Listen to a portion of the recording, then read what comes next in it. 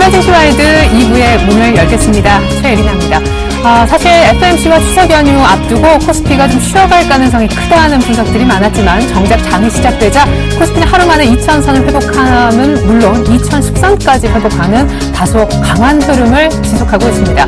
외국인들의 17거래일 연속 타자에 이어 오늘 간만에 기관 매수까지 같이 잡히고 있는데요. 기관의 매수까지 쌍끌이 매수가 유입되는 것은 거래소뿐만이 아니라 코스닥도 동일한 상황이지만 셀트리온의 회장 주가 조작 혐의가 사실상 밝혀진 가운데 셀트리온의 급락으로 코스닥은 닷새 만에 파란불을 안타깝지만 켜고 있습니다. 무엇보다 레리 서머스 전 미국 재무장관이 사실상 차기 연준 후보를 스스로 고사함에 따라서 QE 축소는 어떤 방식으로든 점진적으로 진행될 가능성이 더 높아졌는데요. 이런 단기 호재성 뉴스들이 우리 시장 부양에 오늘 의외로 도움을 준다는 분석들이 나오고 있습니다. 2부를 통해서 준비한 소식 먼저 보여드리고 출발하겠습니다.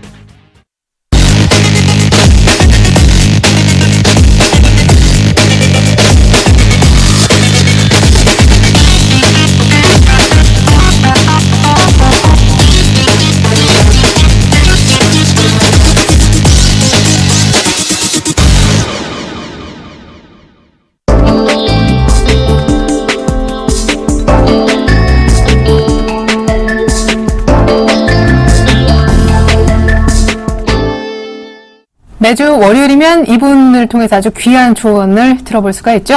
여러분들의 시장 보는 눈뿐만 아니라 시장 수익률까지 일취월장 시켜주실 분 모시겠습니다. 무국 선생님 함께해 주시겠습니다. 안녕하세요. 예, 안녕하세요. 네. 자, 먼저 이번 한 주 아주 짧게 진행될 테지만 또 글로벌리 중요한 일정들이 겹쳐 있습니다. 또 이번 주 상당히 길게 수목금 쉬게 되기 때문에 다음 주 일정까지 먼저 보고 얘기 들어보겠습니다. 네, 먼저 이번 주 일정입니다. 오늘 밤에는요, 미국의 뉴욕주 제조업 지수, 또 미국의 산업 생산, 설비 가동률 등의 지표가 유럽의 물가와 함께 나오고요. 내일에는 미국의 8월 소비자 물가, 또 NAHB 주택시장 지수가 나옵니다. 18일에는 이어서 역시 미국의 건축 허가, 주택 착공 등과 같은 주택 지표가 이어서 발표가 되고요. 17일, 18일 연속해서 이틀 연속 FOMC 회의가 있는데 18일 밤 우리 시각으로 목요일 새벽 정도에 FOMC 회의 결과를 전해 듣게 되겠죠. 추석날 아침에 이거 좀 확인하실 필요가 있겠습니다. 미국의 2분기 경상 수지와 또 하나의 주택 매매, 기존 주택 매매 지표도 나오고요. 주 초반은 뉴욕주 제조업 지수가 나온 다음에는 목요일 날은 필라델피아 연준 지수가 발표됩니다. 이 밖에도 선행 지수, 또 일본의 8월 무역 수지 등이 발표될 예정인데 우리는 수요일부터 쉬고요. 중국은 비슷한 추석 연휴로 목요일부터 휴장에 들어가죠. 자, 주말에는 독일 총선이 있다는 것을 잊으시면 안 되겠고요. 독일 총선 치르게 되면 다음 주 주중에 어떤 일정이 있는가? 먼저 중국 쪽에서 HSBC 집계 9월 제조 PMI가 발표되고 이 바통을 그대로 이어받으면서 유럽 쪽에서도 PMI 지표 등 서비스업 지표까지 발표가 이어지겠습니다. 미국의 7월 케이스 슐러 또 하나의 주택시장 지수, 또 FHFA 주택가격지수, 그 다음에 25일에도 보시면 미국의 신규 주택 매매, 주택 지표 발표가 2주 연속 이어진다는 것을 아실 수 있겠고요. 또 하나의 제조업 지표인 미국의 8월 내구재 주문도 다음 주 중반에 기다리고 있습니다. 그 후반에 가면 이제 2분기 GDP 확정치, 또 하나 주택 지표, 또 매주 나오는 신규 실업수당, 그 밖에는 물가, 개인 소득 소비 지표까지 아주 줄줄이 지표가 대기하고 있네요. 네, 무엇보다 가장 중요한 것은 9월 FOMC 회의라고 하는데 아까 잠깐 화면 보니까 FOMC QE 축소 시나리오별 대응이 중요하다라고요. 그렇죠. 그러니까 지금 어떤 시나리오가 나올 건가. 네. 그게 이제 앞으로 시장의 큰 물증을 결정할 건데 오늘 그 서머즈 전 재무장관 후보가 사퇴한 게 벌써 확률적으로 한 60, 70%는 결정이 된 것 같아요. 그래요? 미니 테이퍼링으로 가는구나. 그러니까 한 100억에서 150억 불 축소로 가는 거고 제가 가장 걱정했던 게 서머스 전 재무장관이 될까봐? 만약에 되면 네. 이게 그레이트 로테이션에서 우리한테는 굉장히 나쁜 시나리오가 됩니다. 왜냐하면 달러 강세로 가면 안 돼요. 앞으로 여러분들이 모든 경제 지표의 화두는 달러 강세로 가느냐 약세로 가느냐의 그 기준을 갖고 체크를 해 주시기 바랍니다. 달러로 강세로 가면 상대적으로 유로화는 어떻게 될까요? 약세로 되거든요. 그러면 유로화 비중이 유로하고 그 동전의 앞면 옆면에 그 역상관계에 있는 달러 인덱스가 유로화 약세되면 어떻게 돼요? 급등해갖고 미국 안전자산 미국 본토로 자금이 들어와갖고 그동안 중국이나 우리나라 쪽으로 들어온 자금들이 이제 외국인 매수세가 여러분들 눈에 이제는 매도로 바뀌는 스위칭 국면이 달러 강세의 전환 국면입니다. 그러니까 이 부분을 가장 추석 전환 시점에서 체크해야 되고요. 그래서 제가 시나리오로 이렇게 확률적으로 한번 접근을 해봤습니다. 예. 여러분들 확률로 보면 저는 이게 한 60, 70% 확률이라고 봅니다. 미니 테이퍼링 100억에서 150억 특히 오늘 확인시켜줬다. 그래서 추석 전에 이게 확인되니까 오늘 시장이 급등하는 겁니다. 그러나 저는 개인적으로는 연속성 없다라고 봅니다. 무슨 얘기냐? 이게 치고 나가려고 그러면 이제 미니 테이퍼링이 된 이후에 시장 동향과 환율 거기에서 가장 중요한 경제 지표는 이제는 고용 지표보다는 소매 판매나 주택 지표입니다. 즉 여러분들 지금 가만히 한번 생각해 보십시오. 이 시장이 비이성적입니다. 여러분들 양적 완화 축소의 역설이라고 제가 표현할 수도 있겠는데 여러분들 한번 상식적으로 한번 생각해 보세요. 이제 양적 완화 축소할 만큼 경기가 좋아졌어. 그래갖고 돈을 이제는 푸는 거를 줄어들 거야. 이렇게 하면 시장은 환영해야 되거든요. 그렇죠. 근데 반대로 양쪽 하나 축소하면 어떡하지? 그러니까 어떤 면에서는 우리가 그 몰입핀을 계속 맞아갖고 돈을 계속 이렇게 받았다가 이제 너 건강했으니까 그걸 몰입핀 맞아도 빼도 돼. 나가서 이제 네 체질로 뛰어 하면 이걸 겁내는 거예요. 오히려 시장은 금년도 양적 완화 없다 이렇게 나오면 안도랠리의 이 다우 지수가 이 고점 돌파하는 에너지는 양적 완화 금년 없다 할 때 나올 것 같습니다. 그게 확률로 저는 20%에서 30% 정도인데 그러면 시나리오는 뭐냐면 15,600의 이 다우 지수를 돌파할 거라고 봅니다. 근데 그때 돌파하면 안 좋을 거라고 하셨잖아요. 그렇죠. 돌파할 때 매도고 그다음에 그 이제 뒤집어 놓고 보면 이제 사람이 이제 이성을 찾는 거죠. 안도랠리지만 네. 경제 지표가 나쁘기 때문에 이렇게 된 거거든요. 그렇죠. 그러면 이제는 중장기적으로는 어떻게 될까요? 경기 지표가 나쁜 만큼 이건 우리가 또 뭔가 잘못 본 거야 하는 어떤 환상이 깨지는 상황이 급격하게 나와서 만약에 양적 완화 축소가 안도랠리 나오면 난 변동성이 굉장히 클 거라고 봅니다. 그러니까 안도랠리 나오면은 시장이 의외로 가긴 갈 텐데 다시 급하게 꺾일 수도 있는. 꺾일 것 같고 그때 매도하고 그 후유증이 장기적 그래서 중장기 전략은 나쁘게 보는 거죠. 만약에 양적 완화 축소 금년에 없다 하면 단기 고점 중장기 그다음에 약세로 이렇게 터닝하고 오히려 이번에 양적 완화 축소해야 되고 미니 테이퍼링으로 그래서 점진적으로 가는 과정이 이제 확인되는 게 요 소머즈 전 후보가 사퇴한 게 아닌가 이렇게 생각을 합니다. 그리고 만약에 이번에 소머즈가 했다면 저는 양적 완화 필요 없으니까 급격하게 축소 이걸 걱정했었거든요. 그러니까 한 10에서 20% 이 시나리오거든요.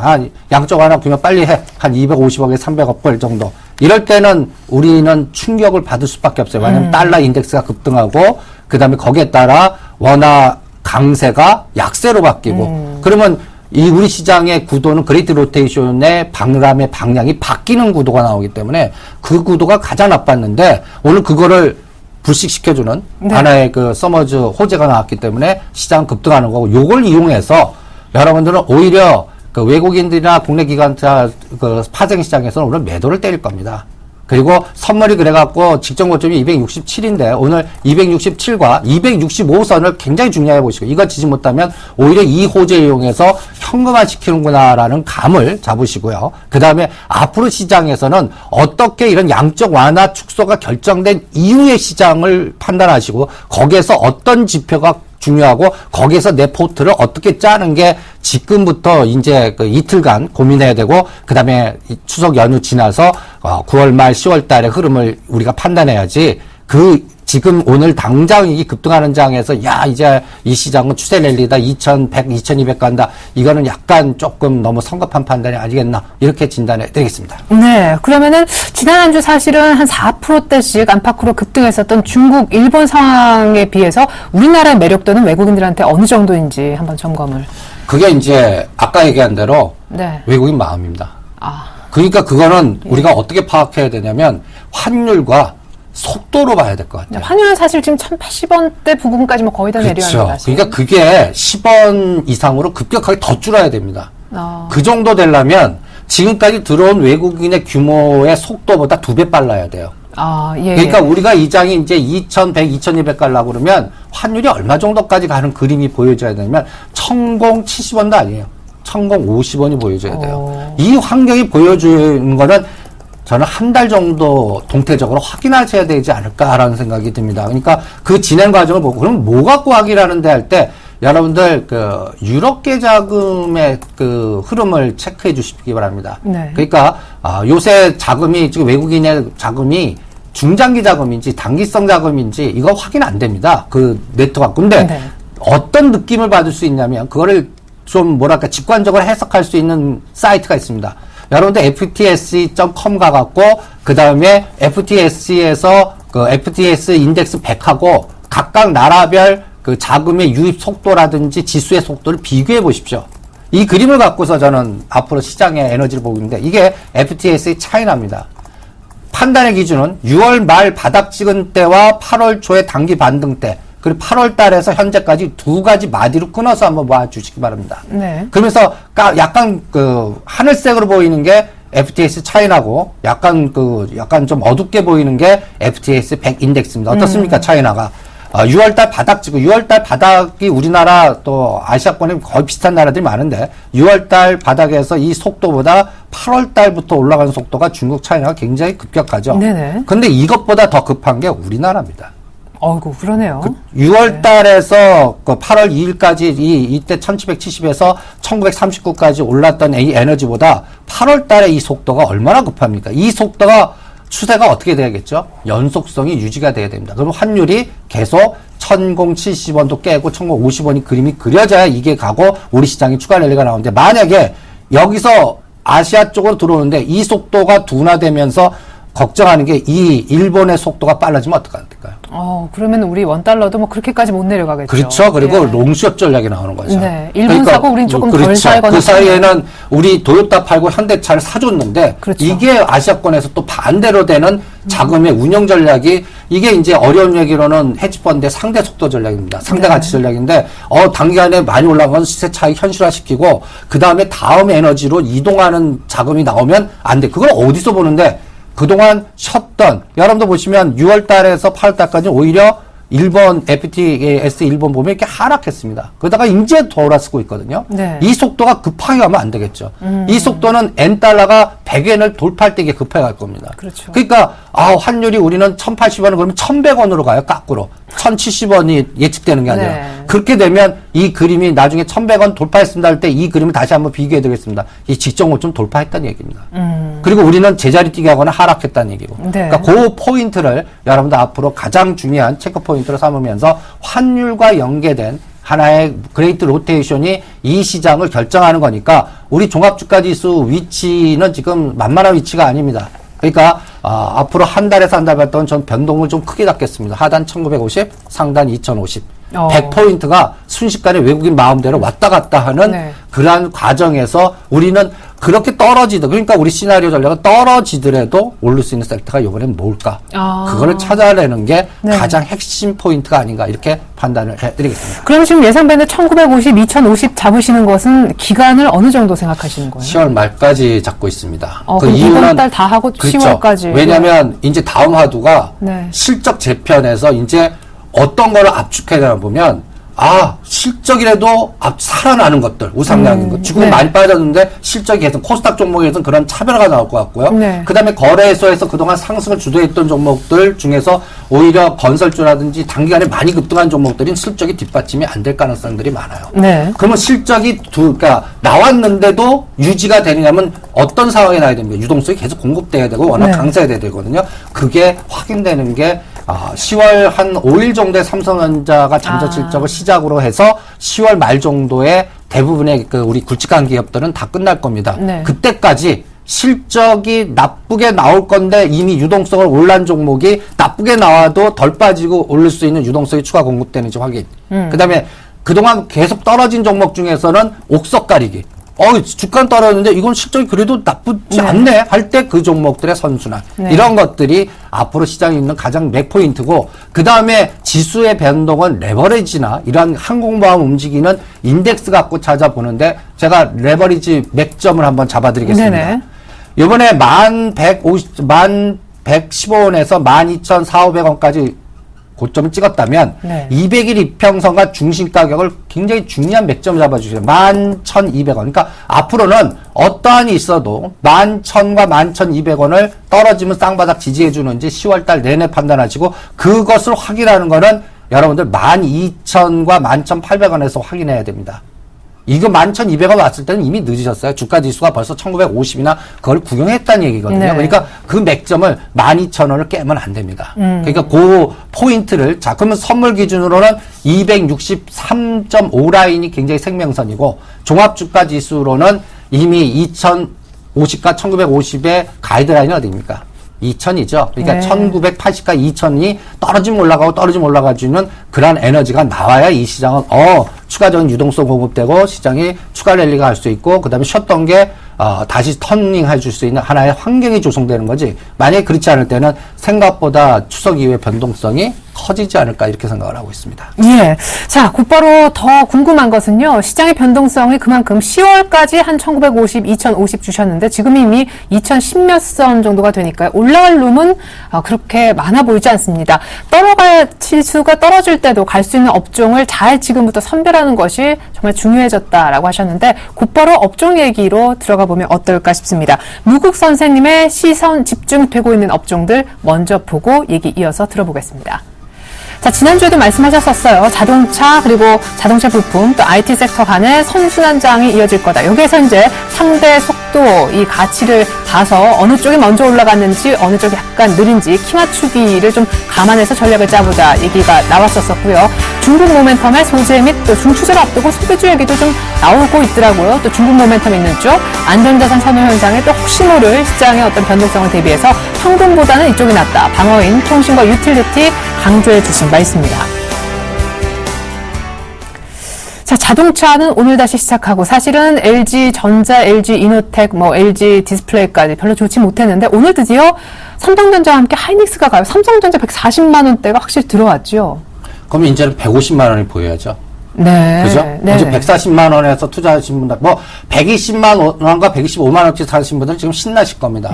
그렇죠. 그런데 문제는 지금 삼성전자를 들어가야 됩니까? 이제 흥분해갖고 2200 정도 가는 그림이 나와야 되고, 삼성전자가, 155만 원 직전 고점, 여기서 10만 원 더 가야 시세 차익이 한 5%, 7% 정도 나오는 그런 상황인데, 여러분들 그러려고 그러면 어떻게 돼야 될까요?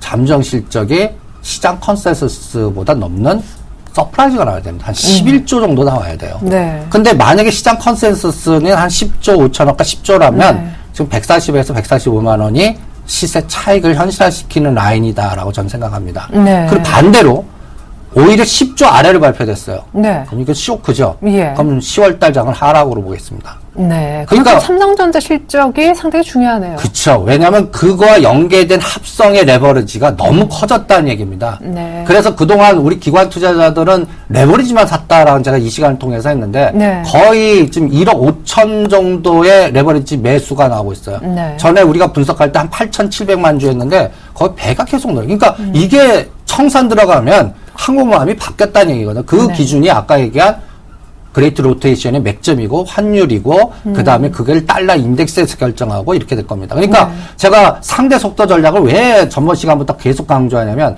현대차 좋다. 근데 25만 원에 사갖고 수익률 여러분들 계륵 파동 같다. 그러니까 오히려 또 한일이와 지금 그동안 급등한 속도가 너무 급하다. 그러니까 한의와 자동차 부품주에서는 상대 속도로 한의를 팔고 SL이든 대원강업이든 네. 성우 IT든 그동안 올라가지 않은 걸로 가라. 그리고 또 하나 비교할 거는 N달러가 가면 자동차는 오히려 쑥 들어갈 테니까 도요타 자동차하고도 같이 비교해서 봐라. 이런 하나의 공식을 여러분들한테 체크해드렸는데 한번 빨리빨리 한번 실제 일주일 지났는데 한번 보시죠. 네. 여기서 기아차와 현대차가 빨간 색깔이 기아차고 파란색이 현대차인데 9월 초부터는 옆으로 눕고 있습니다. 그러니까 그동안 상승 속도 특히 8월 달서부터 상승 속도가 급했지.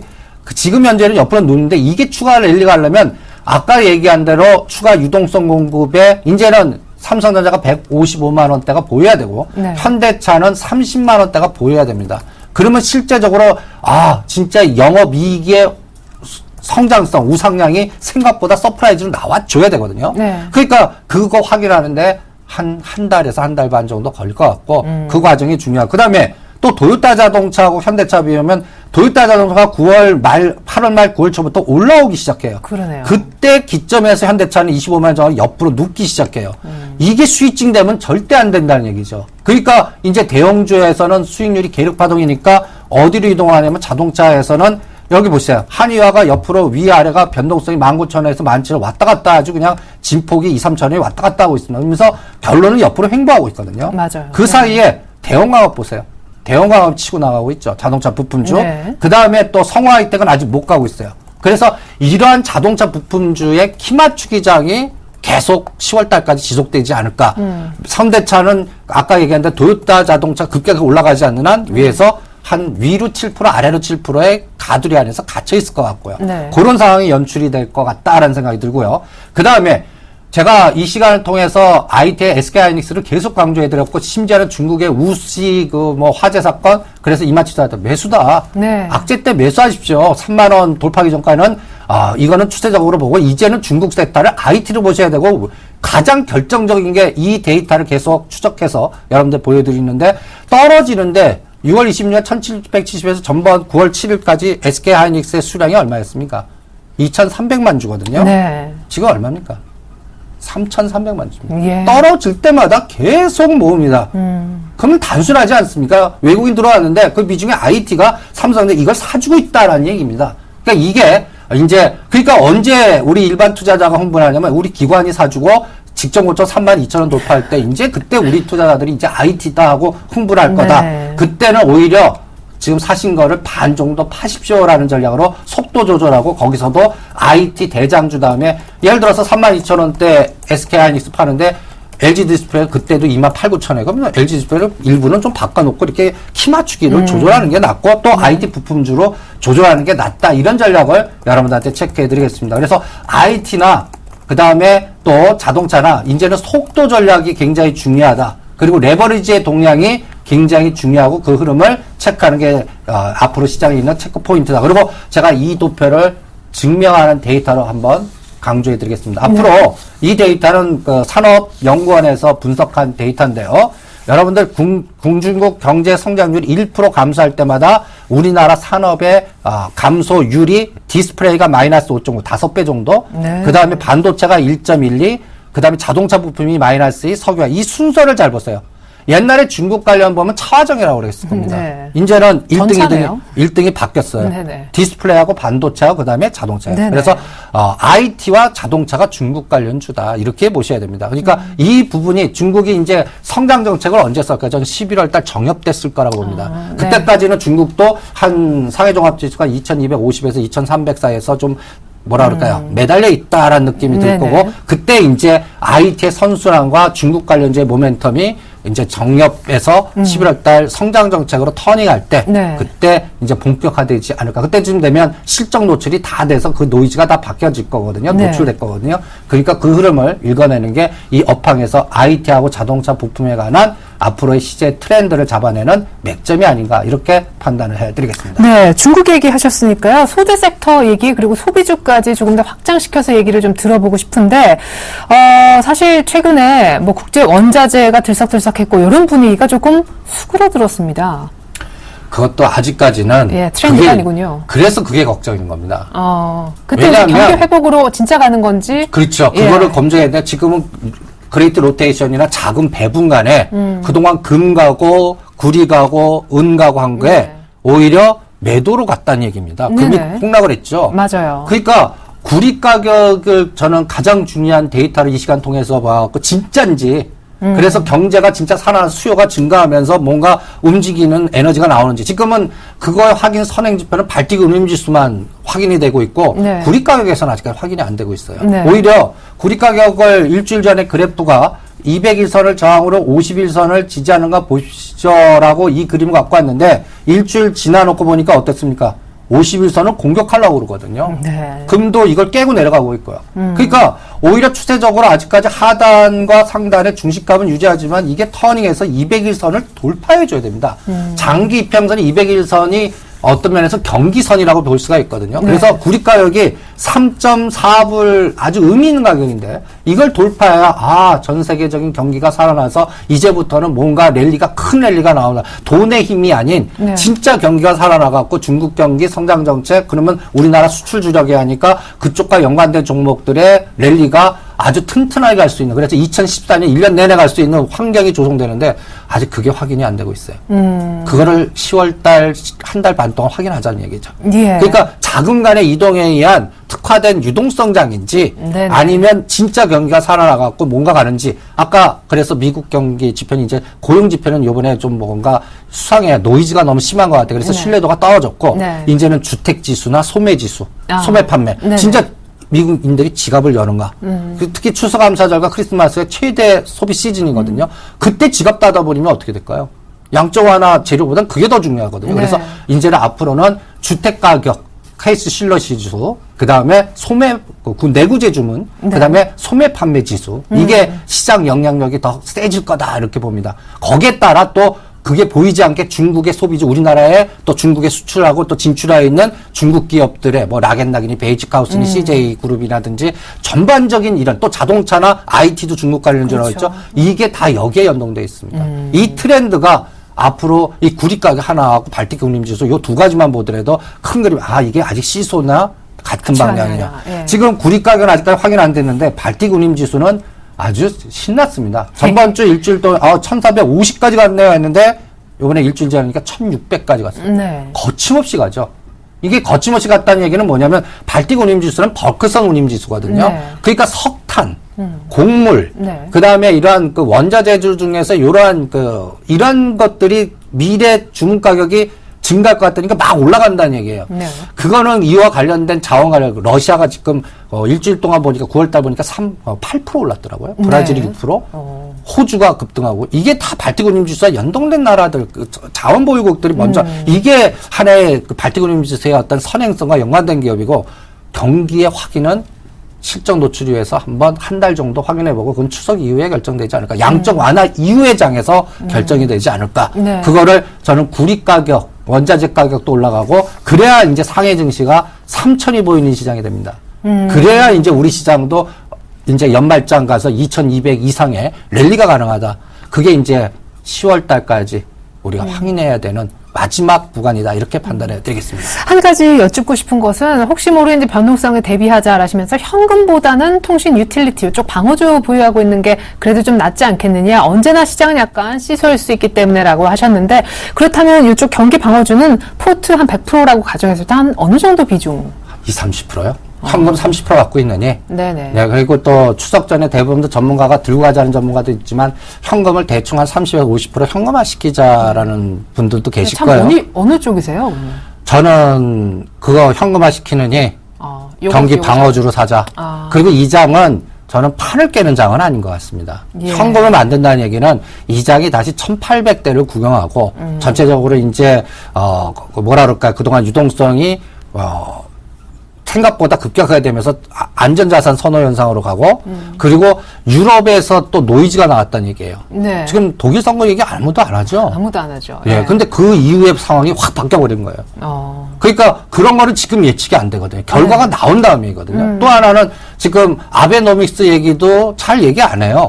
안 해요. 예. 요즘. 예. 아베노믹스가 이제 만약에 이게 속도가 더 가속도, 특히 일본이 이제 그 소비세를 인상시키면서 이제 공격적으로 그 인상시키겠다는 얘기는 돈을 어떤 면에서는 더 풀어갖고 이제 엔달러를 110엔에서 120엔까지 만들겠다는 내막이 깔려 있는 겁니다. 네. 만약에 이게 뜻대로 되면 우리가 제일 골치 아파요. 네. 그러니까 이런 부분이 아직까지 시장에서 노이즈가 확인이 되지 않은 상태에서 전체적인 그 전략을 짤 때 한 30%는 방어형으로 가는 게 나아요. 근데 그거 확인도 한 달 안에 결정될 사항이 아니에요.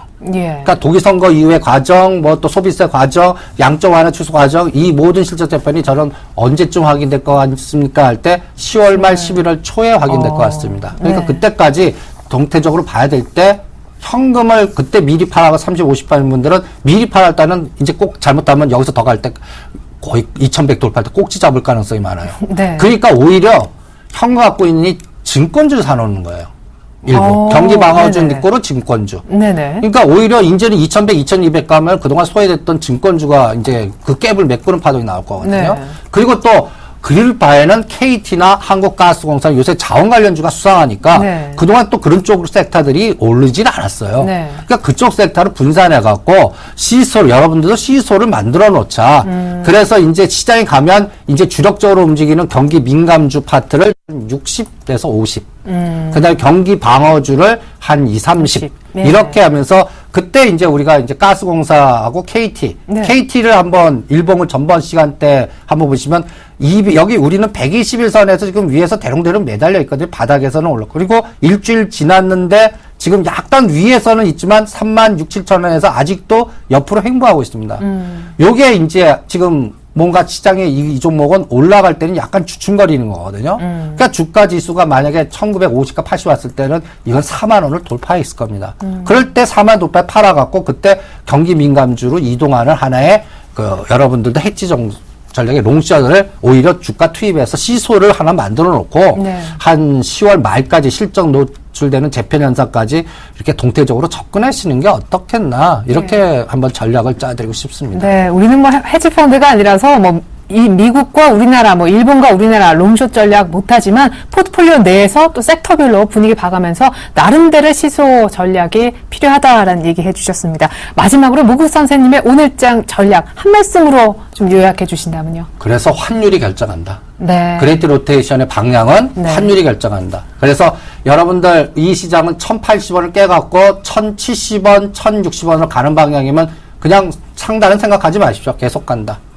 근데 만약에 이 환율이 생각과 다른 방향, 그러면 환율은 하나만 보면 안 되죠. 예. 그래서 원달러 그림, 이제 1080원에서 깨고 내려가야 된다. N달러 100엔 선거놓고 돌파하면 안 된다. 네. 그 다음에 유로화도 약세로 가면 안 돼요. 강세로 가야 유로 강세, 달러 약세 구도죠. 예. 그러니까 달러 인덱스가 우상향으로 가면 안 된다. 아래로 떨어져야 된다. 이렇게 네. 종합적으로 보시면서 이 그림이 앞으로 연말장 있습니까 없습니까를 결정하는 핵심이니까 여러분들 여러 가지 전략도 이게 급격하게 수정될 수 있습니다. 환율의 변화에 따라서. 네. 거기에 따른 그레이트 로테이션장이니까 그 유동성에 의한 이 변화가 바람의 방향에 바뀌느냐 아니냐는 환율과 결정하니까 제가 무조건 렛츠고 하다가 환율이 만약에 1,100원 돌파하면 싹 바꿔야 되거든요. 그러니까 네네. 그거를 여러분들도 동태적으로 환율을 추적해 가시면서 포트의 전략을 조절하자. 그러면 환율이 예를 들어 약세로 가면 아까 예를 들어 경기방어주를 50으로 하고 비중을 민감주를 높이고. 감소. 이 시소를 탄력적으로 움직이셔야 된다. 이 시소를 조절하는 게 10월 달까지의 가장 큰 핵심이 아니겠나 이렇게 네. 판단해 드리겠습니다. 네.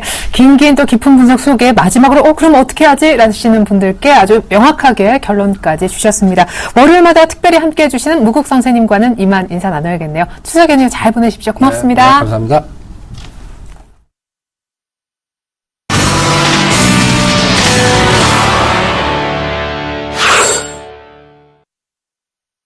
네, 자산 중국 시장 분석 이어가 보겠습니다. 리딩 투자증권 우성재 팀장님 안녕하세요. 네, 자 오늘은 특별히 성현주 연구원님 불러보겠습니다. 대신증권으로 가볼게요. 안녕하세요. 네, 안녕하십니까. 네, 오래간만입니다. 중국도 우리처럼 추석 비슷한 이제 중추절 관련해 이번 주 목요일, 금요일 휴장이라고 들었는데요. 일단 지난 한 주간 상당한 랠리를 보였잖아요. 중국 증시 분석 부탁드릴게요. 네, 지금 현재 이제 중국이 한 3.4% 상승세로 출발을 했는데요. 중추절 연휴로 인해서 여행, 숙박, 유통, 금융, 부동산 업종들이 좀 강세를 보이고 있습니다. 지난주 중국이 이제 이번 주 중국 주 후반에 중추절 연휴로 휴장을 하고 또 특별한 경제지표 발표가 부재한 상황인데 지난주 이제 4% 상승에 따른 부담으로 사실 상승세는 이어가지만 상승폭은 좀 제한적일 것으로 보입니다. 다만 이제 최근에 중국 정부의 금융개혁이 빠르게 진행되면서 증감회가 이제 우선주 발행 시기 등을 놓고 논의 중이기 때문에 관련 이슈가 좀 더 부각될 가능성이 크고요. 또한 중추절 전에 에너지 절약 가전제품에 대한 보조금 지급 가능성 여부 및 신정부 정책에 따른 중추절 소비 변화에 좀 주목할 필요가 있습니다. 따라서 단기적으로 그동안 상승폭이 컸던 소재보다 연휴에 따른 소비업종 반등으로 중국 증시 상승세는 이어갈 수 있을 것으로 예상됩니다. 예. 그러면 우리도요, 중국 관련주 투자할 때 뭐 소재 쪽보다는 소비주 쪽에 포커스를 좀 맞추면 좋겠네요. 네, 우선 단기적으로는 소비 업종에는 좀 긍정적으로 나타날 가능성이 크다라고 보고 있고, 중장기적으로는 여전히 중국 경기 반등 여부도 또 주목해야 될 필요가 있고, 특히 이제 9월 HSBC PMI 지수 잠정치가 23일 날 발표될 예정이기 때문에 소재 업종이나 관련 업종들은 중장기적으로 계속 가져갈 수 있다라고 그렇게 판단됩니다. 내일 또 송현주 연구원님 연결해 볼 텐데, 무엇보다 다음 주 월요일 HSBC 제조업지표 발표될 예정이라고 하셨으니까 내일은 또 그와 관련된 예상치 또 투자 아이디어 같이 좀 들어볼 수 있었으면 좋겠습니다. 송현주 연구원님 감사합니다. 네, 감사합니다.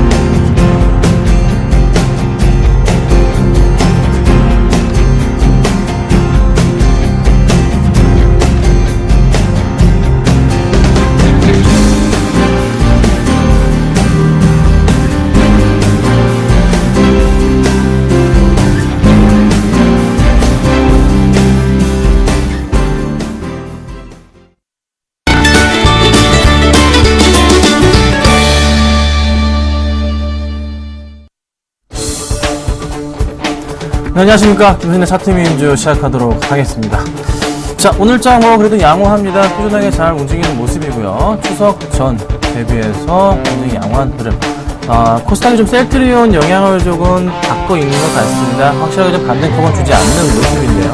셀트리온 문제가 좀 해결돼야 될 것 같은데요. 좀 재밌는 장인 것 같습니다. 자, 이번 장은 이렇습니다. FOMC 관망세 아직 조금 약간 열려있기 때문에 주가가 큰 폭의 상승은 좀 제한적이지 않을까라고 판단을 했는데요. 오늘 코스피 쪽에서는 굉장히 조금 좋은 흐름을 나타내주고 있는 모습이고요. 최근에 이런 흐름이 있습니다. 운영사 쪽에서 중소형주 매수를 조금 하고 있다는 소식이 있어요. 꾸준하게 상승 가능성 좀 더 열려있지 않나? 코스닥 중소형주 쪽에서 3분기 실적주 보셔야 된다는 말씀을 드리는 거예요. 그래서 코스닥의 실적주들은요, 지금 3분기 실적 발표가 있는 11월 같은 경우에 좀 큰 폭의 상승이 나올 가능성이 있지 않나 판단이 됩니다. 그래서 그 점은 꼭 좀 놓치지 마시고서 대응을 부탁드리도록 하겠습니다. 자, 종목 보겠습니다. 오늘 한 종목을 수익 실현합니다. 지난 시간 금요일날 말씀드렸던 SM이었는데요. 자, SM 제가 3650원이었나요? 얼마였지 정확히 기억이 안 나는데 그때 바로 도달하기 한호가가 모질라서 못 갔다 말씀드렸습니다. 근데 오늘 고가 기준으로 7.5%까지 올라갔습니다. 현재가 기준으로 해도요, 한 6% 정도 수익이 나실 거예요. 아마 6% 가까이. 정리하도록 하겠습니다. 수익 굉장히 좋죠? 축하드린다고 제가 말씀을 좀 드려볼게요. 자, 그리고 가장 문제인 종목, 캠트로닉스 소폭 하락 중이고요. 가져간다 말씀 드렸습니다. 네오이즈 게임즈 수익 중, 실리콘웍스 수익 중인데요. 미디어플렉스가 4,870원에 샀는데 약간 좀 밀립니다. 120원 정도 빠진 모양새인데요. 안 팔겠습니다. 가져갈 거고요. 조금 더 지금 주말까지 해서 어제까지 해서 관상이 260만 명을 봤다고 합니다. 신기록이죠. 제가 볼 때 관상은 1000만 명 넘어갈 것 같습니다. 굉장히 단기간으로요. 사상 최대 실적을 기록할 가능성도 지금 굉장히 높기 때문에 조금 관심 있게 봐야 될 종목. 미디어플렉스 제가 가져왔던 게 뭐죠? 관상이 직접 투자했다 말씀드렸습니다. 한 20, 30% 정도. 그러면은 그 매출에 대한 추이가 빵 튀겠죠? 걱정 마시고서 계속 홀딩 하시라고 말씀을 드려보도록 하겠습니다. 자, 오늘 가지고 나온 두 가지 종목에 대해서 조금 차근차근히 설명을 드려볼까 해요. 첫 번째 종목은요, 얘가 좀 낙폭이 좀 심하네요. 오늘도 좀 빠지고 있는 모습인데 좀 반등이 크게 나올 가능성이 높지 않나 말씀 드려보고요. 두 번째 종목은요, 바닥을 확인한 이후에 꾸준하게 반등을 서서히 주고 있는 모습이 나타나고 있습니다. 이 부분에 대해서 놓치고 싶지가 않기 때문에 가지고 나와봤습니다. 자, 첫 번째 종목은요, 지금 이 종목 이렇게 빠져야 될 종목이 아닌데 빠집니다. 인프라웨어입니다. 지금 이 종목 좀 많이들 아시는 종목이에요. 121선 깨고 지금 내려가 있는 상태입니다. 낙폭이 과대했다 말씀을 드릴 수가 있을 것 같아요. 실적에 대한 부분 걱정이 있을까요? 전혀 없는 부분입니다. 그런데 그러면 최근에 이 종목에 대한 수급 상황은 정말 이렇게 빠지는 것만큼 좋지가 않을까요? 수급 상황을 제가 수급창을 열어볼게요. 자, 기관들이 지금 3일째 매수가 들어오고 있습니다. 15,000주, 60,000주, 45,000주 매수가 들어와주고 있다는 거죠. 이 포인트를 봤을 때는요, 기관들이 확실하게 어디서 바로 121선 라인에서 가격 메리트를 느끼면서 매수가, 그쵸? 들어오고 있어요. 최근에 기관들이 매수한 물량들 전부 다 생각해 볼 때 지금 손실 구간입니다. 그렇죠? 손실 구간이고요. 반등이 조금 더 나와주면서 주가의 상승폭을 이끌지 않을까. 자, 이 종목이 이슈가 됐던 게 무엇입니까? 차트를 좀 더 크게 보겠습니다. 이슈가 됐던 게 요 바닥, 작년 9월 바닥부터 해서 거의 1년 동안 꾸준하게 상승을 줬던 부분이 바로 뭐였죠? 그렇죠? 폴라리스 오피스 갤럭시 시리즈들의 탑재였죠. 왜 마찬가지로 좀 봐야 되긴 할 것 같은데요. 꾸준하게 좀 더 노트3와 더불어서 큰 상승 가능성이 있기 때문에 로열티를 받는 것. 또 하나 중국 쪽에 관계된 여러 가지 이제 중국 쪽 GT나 화웨이 같은 그 휴대폰 회사 쪽에도 납품이 들어가고 있기 때문에 저가폰 시장에서도 인프라와 기술력이 또 인정받고 있거든요. 걱정 마시고서 가져가신 전략이 가장 필요한 종목이지 않을까 말씀드려보고요. 큰 폭의 상승이 나온다면요, 지금 이 종목을 좀 더 이제 차트상의 흐름으로 좀 말씀드려보자면, 지금 121선 라인 밑으로 한번 깨질 때마다 아니면 61선 라인 근처까지 올 때마다의 흐름 자체가 한번 있었다가도 반등 자체를 크게 줍니다. 이번엔 정말 오랜만에 121선 라인을 깬 모습이고요. 깨고 난 이후에 상승폭 자체를 살펴보자면요, 이렇게 큰 폭의 상승을 계속적으로 보여준단 말이죠. 가장 못 갔을 때가 한 10% 이상의 상승을 보여줬습니다. 그러면 차트를 확대했을 때 지금의 가격에서부터 10% 이상의 가격이 나올 수 있는 그 구간 자체는 16,000원 정도가 되겠죠. 16,000원 높은 가격인가요? 아닙니다. 이 종목 최근 들어서 가장 고점 라인이 17,000원인데요. 올해 사상 최대 실적 기대가 되고 있는 만큼 조금 더 긍정적이지 않나 말씀을 좀 드려보겠습니다. 자, 그 다음 종목으로는요, 말씀을 좀 안 드렸죠? 이 종목을 말씀드려볼게요. 테크윙입니다. 자, 테크윙 차트를 보면요, 좀 바닥에서 정말로 다시 상승을 좀 가고 있는 차트 모양이 다시 나와주고 있는 그런 모양새가 있는데, 자, 지금 차트가 나왔네요. 보시면요, 지금 고점 라인 8,600원부터 해서 5,400원까지 밀렸던 주가가 다시 서서히 올라가고 있는 모습이 나타나줍니다. 바닥을 확인했다는 소리예요. 21선 위로 안착을 한 이후에 바로 깨지면 모르겠는데, 21선 위로 안착을 한 이후에 보시면요, 확대를 해볼게요. 안착한 이후에 계속적으로 21선을 지금 타고서 21선 위로 주가가 올라가고 있다고요. 보시면요, 주가가 위쳐 보이시죠? 21선 위에서 흐름을 계속적으로 보여주면서 주가가 탄력적으로 움직여주고 있는 모습이 눈에 띕니다. 자, 어떤 이유일까요? 수급상부터 체크해 보겠습니다.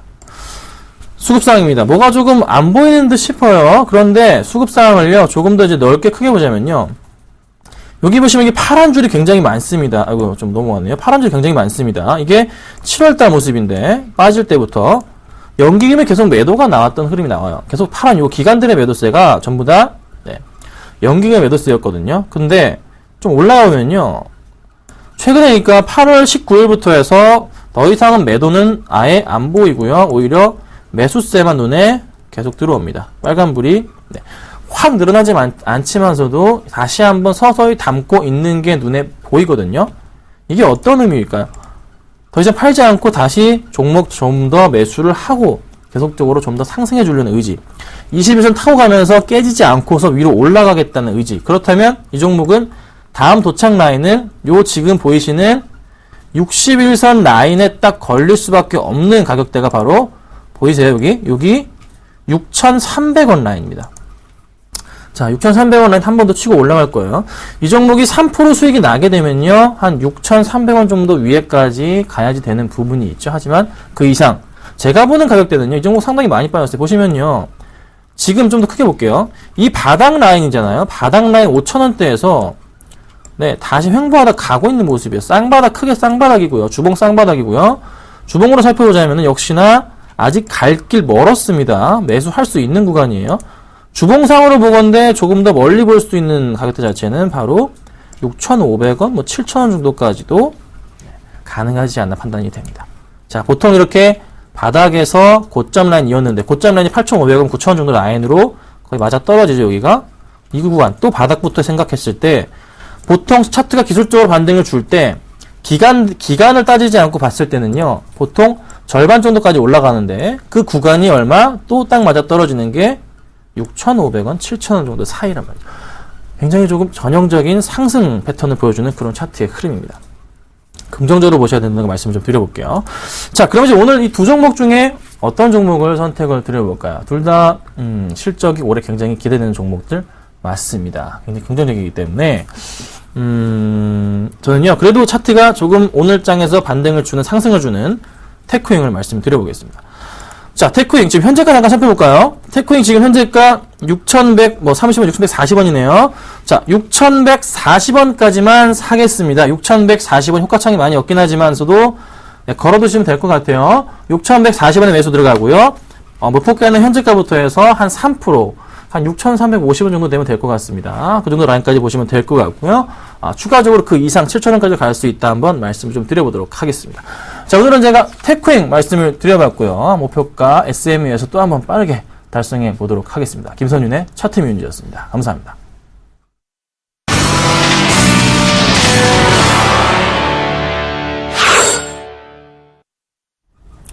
한진해운홀딩스가 8% 급등하고요. 현대제철이 5%대 동국제광과 함께 급등하고 있습니다. 오늘 코스피는 의외로 로렌스 서머스의 삶 효과를 보는 듯한데요. 2010선을 쌍끌이 매수 속에 회복을 했습니다. 이상 출발 증시와이드 마칩니다. 고맙습니다.